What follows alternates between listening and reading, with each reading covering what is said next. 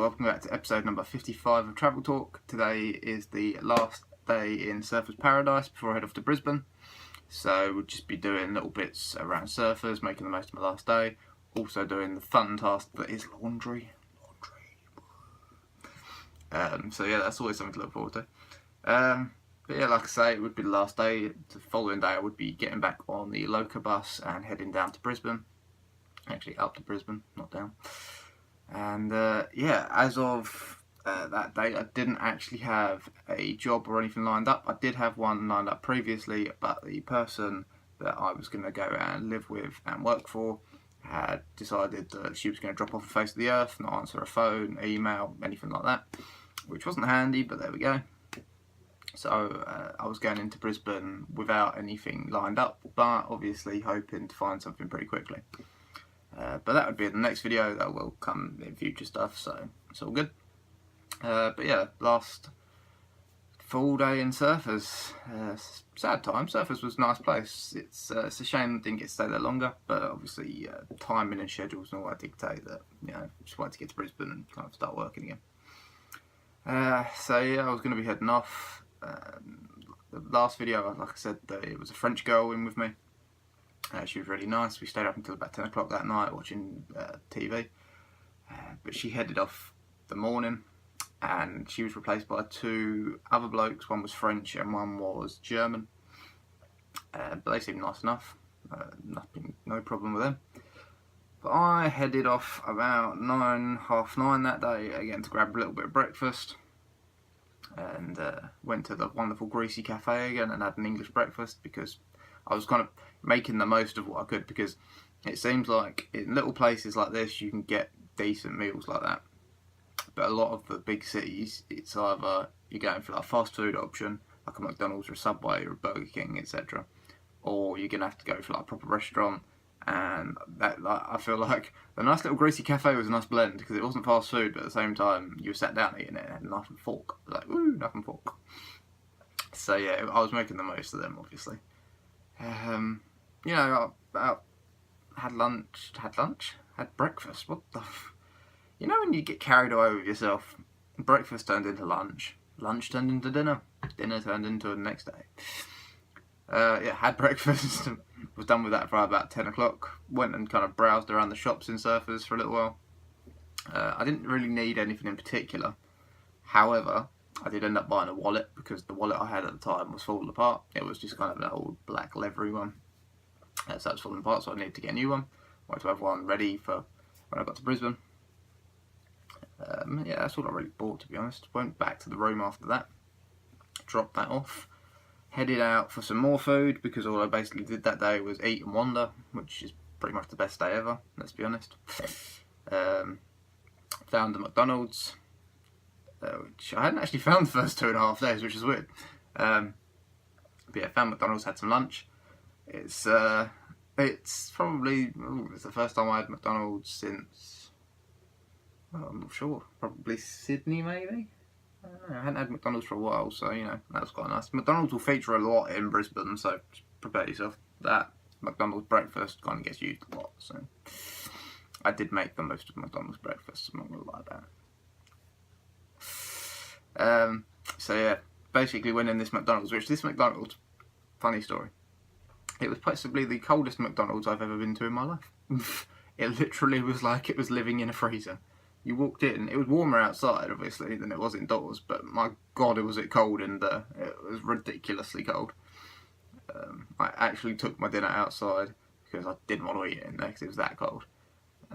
So yeah, very strange, very strange. So yeah, I had my lunch, went to the post office after that to get some stamps to send some postcards back home, which I did throughout the journey. I will show at some point. I've got on my wall, not there, but there, so you can't actually see it, it's kind of on the wall behind you. I've got a little map and I've got strings coming off of it for all the places I went to and all the postcards. So yeah, I'll show you that at some point. That's pretty cool. I didn't actually do it, my mum did while I was away, so that's really nice of her. And yeah, it's just a nice little tribute sort of thing to where I went and the places I went to, you know. So yeah, like I say, got my postcards, got my stamps, sent them off. Went back to the room, and then it was laundry time. Yeah, laundry time. Woo, don't relax laundry and shit. Anyway, I had about 2/3 of a load of washing, so I decided that before I left Brisbane, sorry. It was nice to have clean clothes, just, you know, to head into a new place, because obviously when you're moving around, you don't know what the laundry arrangements are in each hostel and place you stay in, so it's always good to make the most of these things when you've got them. Weird place. We were staying in this place. It was basically a hostel on one side and a hotel on the other side. But they only had... I was on floor number 3, and the washing machines were on floor number 4, and the dryers were on floor number 2. So basically you had to go up to number 4 to put your laundry into the washing machine, which cost $3, which is fair enough, you know, I ain't got no problem paying for it. So popped that in, went off for an hour, wandered around. There was a little park next to the hostel. Wandered around there for about 45 minutes, had to sit in the park. Came back just as the washing machine was finishing, which was good. Grabbed all that, headed down to floor number 2, which obviously was such fun, dragging all my wet clothes in a basket down 2 floors in a lift to then put them in a dryer. Anyway, best bit of the story. Get to where the dryers are, put it in the first one, put my money in, nothing. Right, okay. Went to the second dryer, put it in, put my money in, nothing. Okay, scammer. I was like, there was only one dryer left, so I was like praying this was going to work, or I'd have like wet clothes, and I was screwed. So put it in, put the money in, and it worked. So this is good. So it was an hour again. So I went back to the room, put telly on, was watching it with the Frenchman and the German man. I was introducing them to what Neighbours was, because apparently they didn't know what it was, and I was like, that's a national outrage. How can you be in Australia and not know what Neighbours is, you arseholes? Anyway, showing them that, and waited for about 55 minutes, headed back down to where the dryers were. Dryer finished as I got in there, put my hand in, clothes were all still wet. I was like, what's going on here then? So, okay, maybe it needs another go. Put some money back in, went off for an hour again, came back an hour later, put my hand in, still wet. I was like, okay. Went down to reception, I was like, look, I ain't being funny, I've put 2 lots of money into one of your dryers, it's not actually doing anything. I was like, is there anything I'm doing wrong? Or... And they were like, no. And this was the exact rating they gave to me. It was, you just have to get them on a good day, they don't always work. I was like, oh, lovely. That's not really the attitude you should be taking now, is it? If you're running a business, that is not the best attitude to have. So yeah, wasn't very happy with that. So I went back up to the dryers again, put some money in, cranked it up to the hottest temperature known to man, and finally actually dried some clothes, which is a miracle. Apart from one t-shirt that I had to hang off the balcony the entire night because it wouldn't dry.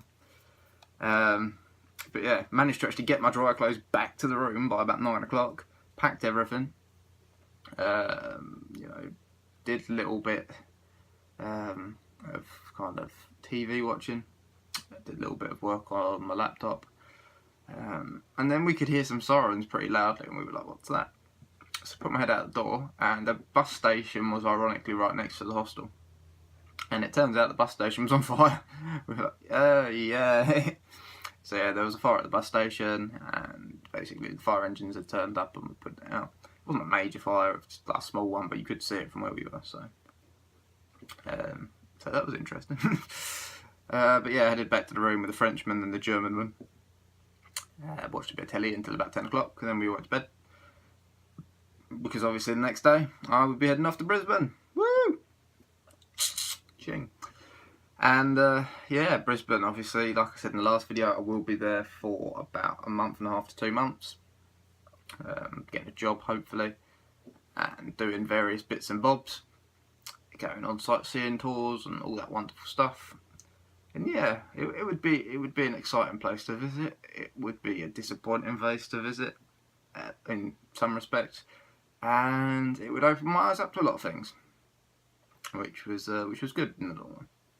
But yeah, that was my last full day in Surfers Paradise. It was, like I say, the shame wasn't there longer because I really enjoyed Surfers and I think I could have done a lot more.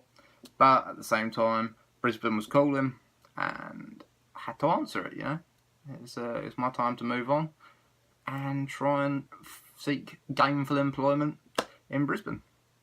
So this is where I'll leave this video. Like I say, hope you've enjoyed hearing about Surfers Paradise. I'll put some photos at the end again. But yeah, hopefully you've enjoyed, and I'll catch you next time for Brisbane and the arrival in Brisbane. and the hostel in Brisbane with 7 very strange people that didn't speak English. So that's something to look forward to. Woo! But yeah, I'll catch you next time. See ya.